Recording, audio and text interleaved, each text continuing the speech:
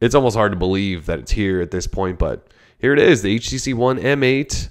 Let's unbox it, handle it, talk about it. All right, guys, so really we do have one in-house. I know this is hard to believe. We've been talking about this phone for what seems like ever, but HTC finally announced it. It is officially the HTC One M8.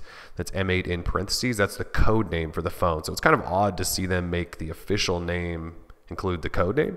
So it's not the all-new HTC One. It's not the HTC One 2014. It is the HTC One M8. That's very odd. That should be interesting to see how they market that, but that's what we're looking at. So we've got the Verizon version, because you can actually buy the Verizon version today. You can walk into a Verizon store and pick up the 32 gig version for $199 on contract or $599 without a contract. They're actually running a BOGO deal as well, so buy one, get one free. So if you buy the phone on contract, they will give you one for free, which is kind of a crazy deal. The phone is also available online at AT&T and Sprint, and I believe T-Mobile soon. You can also buy it online from Verizon, but if you want to get the phone in your hand right now, you can go to a Verizon store and they should have them in stock. So kind of crazy that they announced this just a couple hours ago, and you can already get it in your hand and buy one. So I've got the Verizon version. That's why we're doing this sort of quick unboxing.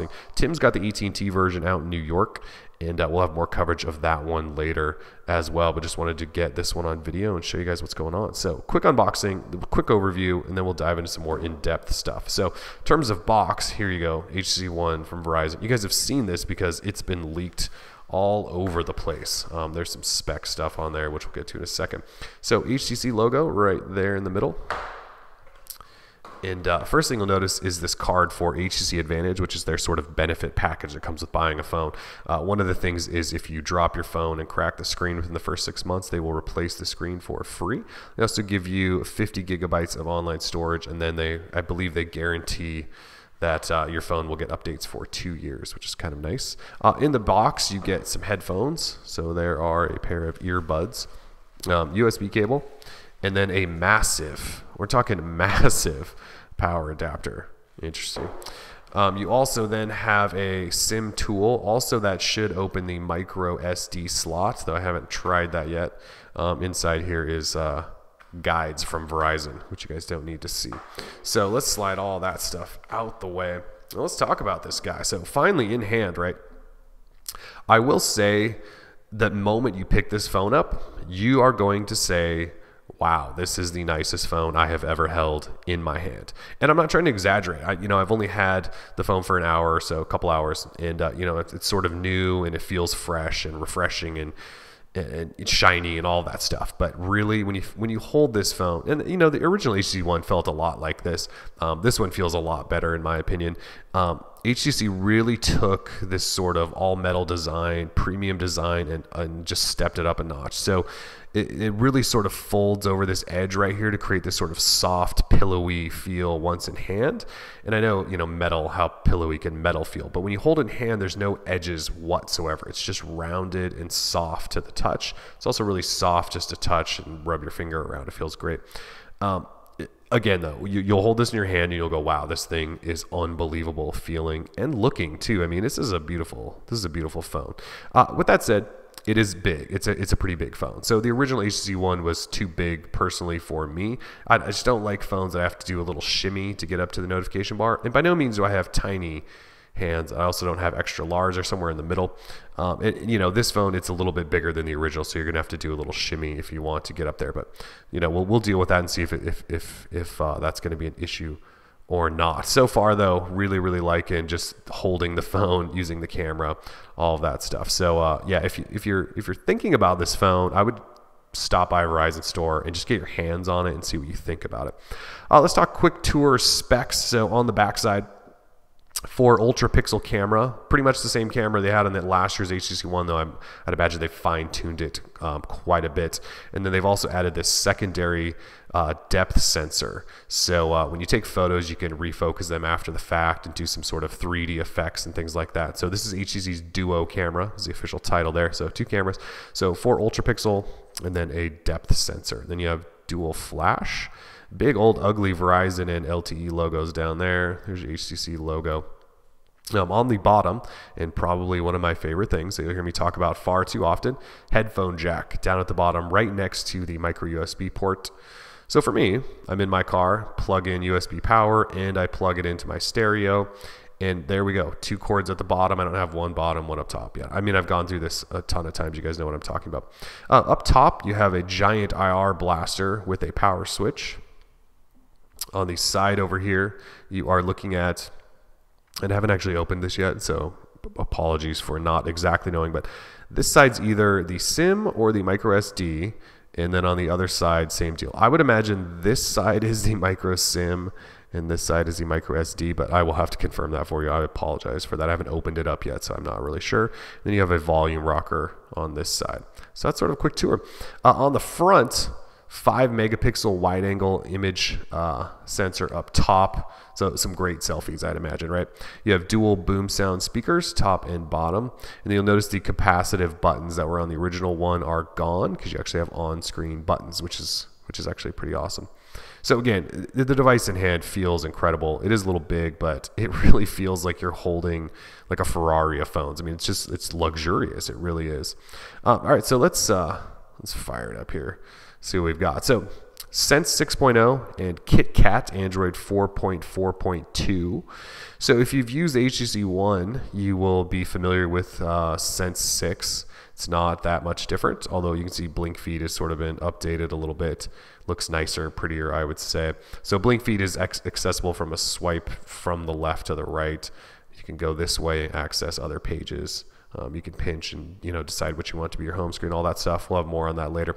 But anyway, so yeah, swipe over. So Blinkfeed, they've updated a little bit. If we go into services and apps, I believe they added Foursquare, and they're continuing to add new stuff in there. They open up an SDK to partners so they can add new apps and things like that.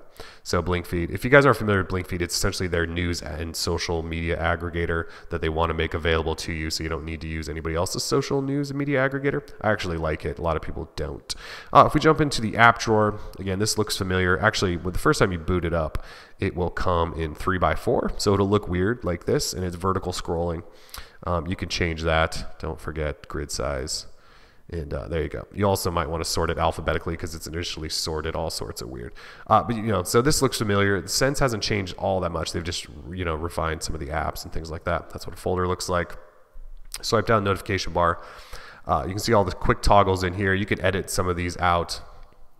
Let's go ahead and jump into settings though and show you guys what we're looking at in terms of settings. So I've changed the UI a little bit. It's got green accents all over.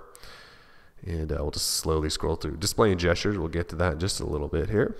Storage, so I don't think I mentioned this, but 32 gigs of storage internally, and then expandable with that micro SD slot up to 128 gigabytes. So pretty big deal there. Also, I don't know if I mentioned other specs. Did I say 5-inch 1080p display? Okay, we've got 5-inch 1080p display. You are also looking at a 2.3 gigahertz Qualcomm Snapdragon 801 processor, 2 gig RAM. It's all the newest stuff you would want in a phone, essentially. But let's drop down into software info. Show you there. Sense 6.0, Android version 4.4.2. So we're good there. I didn't mention or show yet the on-screen buttons. So again, no capacitive in this black bar, but you do have on-screen buttons. So a quick swipe up will get you into Google Now, and you can also hit the recent apps button or task switcher there, and then you also have a back button. So no longer long pressing and double tapping and some weird things that HTC made you do with the original one, right? Very, very nice to see them add that on there. So one other thing, just show you really quick, actually 2 things. Let's show you these gestures. So with the screen off, HTC will let you double tap, and that will just sort of wake your phone.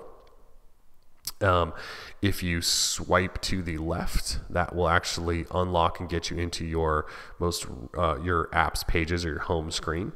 And then actually, let me show you this. So if I go, let's just go into like the phone. Okay, and then lock. And if I swipe up, that will take me into whatever I was last left off. So if you lock the screen on a browser or in Hangouts or something like that and you swipe up, it'll take you into whatever you were last in. And then if you swipe left to right, this gets you directly into Blinkfeed. And then if we swipe down, this actually gets you into voice calling. At least I believe it's supposed to. Let's try that again. Thought it was supposed to do that. Thought swiping down was voice calling, but I could be mistaken. So we'll have to play with that some more. Yeah, it's supposed to be. anyways, you sort of get the point. If you turn it sideways and hit the volume button, it launches right into the camera, and it's almost instant. I mean, you can really get in there quickly. So speaking of camera, let's show you guys what we're working at here. Let me bring in some props. All right, so camera, if we look into modes here, you've got camera, video, Zoe, selfie, dual capture, and pan 360, which is essentially photosphere. So very cool that they've added that. So let's go ahead and just take a picture with the camera. So if I, I'm just gonna hold this up like this. It's getting a little bright. Let's just do it like this. Okay, so snapped a picture. So this is where the depth sensor comes in. So if we look at this picture and we go down to edit, and up top here, you'll see we've got effects selected. Sorry about that. And then down here you have U focus. So if I tap U focus, it'll process for a second. This is where you can start tapping around and it'll blur everything in the background. Or I could tap that and put my focus there and it'll sort of blur everything up front. So focus is on whatever you're tapping on. It's actually really cool. And if we back out here and we swipe over, there's some other test shots. So I did a couple with my son. So here's one, and if we go ahead and edit this, and I actually may have already edited this one. So you focus. Yeah, already did that. Sorry, let me swipe back out here. There we go. So this one, so if I go and edit, and we go you focus, you can see he's laying down there and it's focused on his little play gym, but I can then tap and focus on him and it blurs out some other things. It's really a cool effect that you sort of get. The other thing they added then, so let's go back and edit. My son is now the star. So here's this 3D effect. So if I tap on this, it'll process. And if you sort of twist around, you can sort of see it's trying to do like a 3D look. It's really just kind of warping everything. It's an interesting idea. I don't know how much I'll use it, but that's sort of what the Duo camera also does. So the camera is really, really cool so far. You know, we'll test out quality and things like that, especially video. And then this Pano 360 thing is cool. You do have access to quick settings right here, which is kind of nice. I've really simplified the camera app quite nicely. So, you know, that's pretty much a quick tour. You know, we're obviously going to do a full in-depth review and some other overviews and stuff. We just want to give you guys a quick look just so you can see what it looks like. Oh, and if you want to see what it looks like next to the Moto X, I mean, it dwarfs it, right? It's the size it's not even comparable. So if you think the Moto X is big, you really will think this thing's huge. Anyways, we're Droid Life. It's been a, well, longer than I thought unboxing and quick overview of the HTC One M8. You guys got questions, comments, let us know. We're going to have the phones for a while. We will do full reviews, all that good stuff. So if you got anything else, let us know. We're Droid Life. Peace.